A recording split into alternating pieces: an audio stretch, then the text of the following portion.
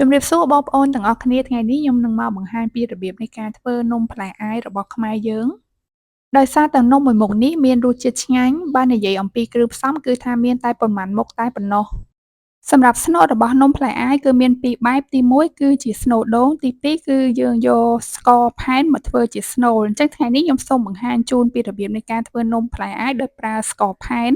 ប៉ុន្តែដោយសារតែនៅក្នុងផ្ទះខ្ញុំគឺអត់មានស្ករផែនពេលដើរទៅរកនៅទីផ្សារក៏អត់ឃើញមានអ្នកដែលគាត់លក់ស្ករផែននឹងដែរអញ្ចឹងនៅក្នុងផ្ទះគឺមានតែប្រភេទស្ករត្នោតប៉ុន្តែជាស្កររាវដូច្នេះហើយទើបខ្ញុំសម្រេចចិត្តថាសាកល្បងយកស្កររាវមកពូនជាដុំតូចៗចាហើយដាក់នៅក្នុងទូទឹកកកប្រហែលជា1ម៉ោងទៅ2ម៉ោងដើម្បីឲ្យស្ករយើងឡើងរឹងល្អដូចស្ករផែនអញ្ចឹងអ្នកទាំងអស់គ្នាវិធីនេះគឺជាវិធីទី1ដែលខ្ញុំសាកល្បងធ្វើប៉ុន្តែឃើញថាទទួលបានជោគជ័យល្អមែនទែន អញ្ចឹងឥឡូវនេះលែងបារម្ភទៀតហើយទោះបីជានៅក្នុងផ្ទះអត់មានស្ករផែនក៏ដោយក៏យើងអាចធ្វើស្នូលនំផ្លែអាយសម្រាប់ញ៉ាំហើយទទួលបានរសជាតិឆ្ងាញ់ដូចគ្នាឥឡូវយើងមកងាកមើលគ្រឿងផ្សំបន្ទាប់ដែលយើងមានសម្រាប់ធ្វើចាសាច់នំណាអញ្ចឹងសម្រាប់សាច់នំនេះគឺខ្ញុំជ្រើសរើសប្រើជាមួយនឹងម្សៅអង្ករដំណើបអ្នកទាំងអស់គ្នាសម្រាប់បរិមាណម្សៅនេះគឺខ្ញុំប្រើប្រហែលជាមួយកូនចានចង្កឹះអ្នកទាំងអស់គ្នាហើយបន្ទាប់មកគឺខ្ញុំលួចជាមួយនឹងស្ករសបន្តិចដើម្បីធ្វើឲ្យសាច់នំយើងមានរសជាតិរៀងផ្អែមឆ្ងាញ់ឡមៗអ្នកទាំងអស់គ្នាចាអញ្ចឹងបន្ទាប់មកគឺខ្ញុំបានកូរម្សៅជាមួយនឹងស្ករសឲ្យរលាយសព្វគ្នាល្អបន្ទាប់មកគឺខ្ញុំបានបន្ថែមទឹកស្អាតចាសម្រាប់ទឹកហ្នឹងគឺយើងកុំចាក់ម្ដងច្រើនៗអ្នកទាំងអស់គ្នាយើងចាក់ម្ដងបន្តិចហើយធ្វើការច្របល់ទឹកជាមួយនឹងម្សៅហ្នឹងឲ្យវាសព្វគ្នាល្អចាបន្ទាប់មកគឺយើងយកដៃដើម្បីទៅចាច្របាច់ចាអ្នកទាំងអស់គ្នាគឺច្របល់សាច់នំជាមួយនឹងទឹកហ្នឹងគឺឲ្យវាហាប់ចូលគ្នាល្អសម្រាប់សាច់ម្សៅអ្នកទាំងអស់គ្នាត្រូវលៃលកចាកុំឲ្យសាច់នំយើងទន់ពេកឬមួយក៏រឹងពេកនិយាយទៅពេលដែលយើងលាយបានសភាពដូចក្នុងរូបនេះអ្នកទាំងអស់គ្នាគឺជាការស្រេចតែម្ដង និយាយទៅនៅក្នុងផ្ទះអ្នកទាំងអស់គ្នាដាក់ដាំស្លឹកតយគឺថាអត់ខានតែម្ដងចង់ធ្វើនំធ្វើបង្អែមធ្វើភេសជ្ជៈគឺថាត្រូវម៉ាច់តែម្ដងអញ្ចឹងឥឡូវនេះបានកាច់ស្លឹកតយប្រហែលជា3-4សន្លឹកដែរដើម្បីយកមកដាក់ដាំជាមួយនឹងទឹកដើម្បីយើងធ្វើការចម្អិននំផ្លែអាយរបស់យើងអ្នកទាំងអស់គ្នាមុននឹងធ្វើការចាលុញនំផ្លែអាយគឺខ្ញុំបានមកដាក់ដាំទឹកដើម្បីឲ្យទឹកយើងវារៀបពុះបណ្ដើរនៅពេលដែលយើងចា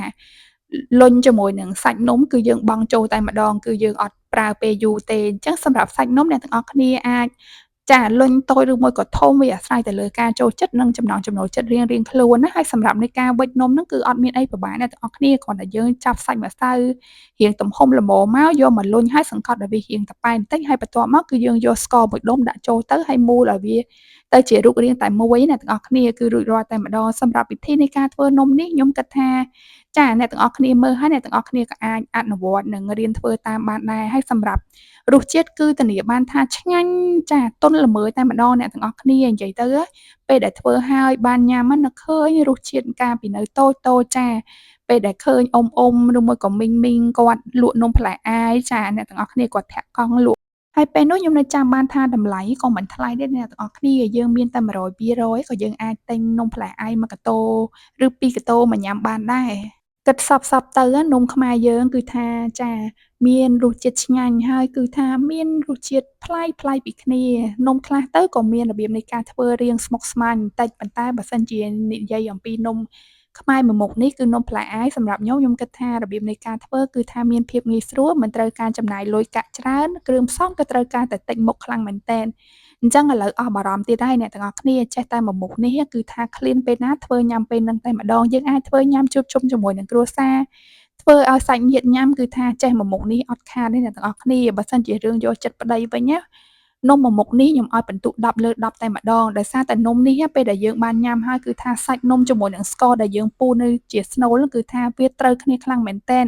សាច់នំក៏ទន់ស្នូលក៏ផ្អែមហើយយើងបន្ថែមជាមួយនឹងសាច់ដូងខ្ចីឲ្យកាន់តែច្រើនទៀតគឺថារសជាតិអ្នកទាំងអស់គ្នាគឺថាអែមខ្លាំងមែនទែនអរគុណសម្រាប់ការទស្សនាកុំភ្លេចជួយ Like និង Share សម្រាប់វីដេអូថ្មីៗនៅពេលក្រោយផងណាបាយបាយ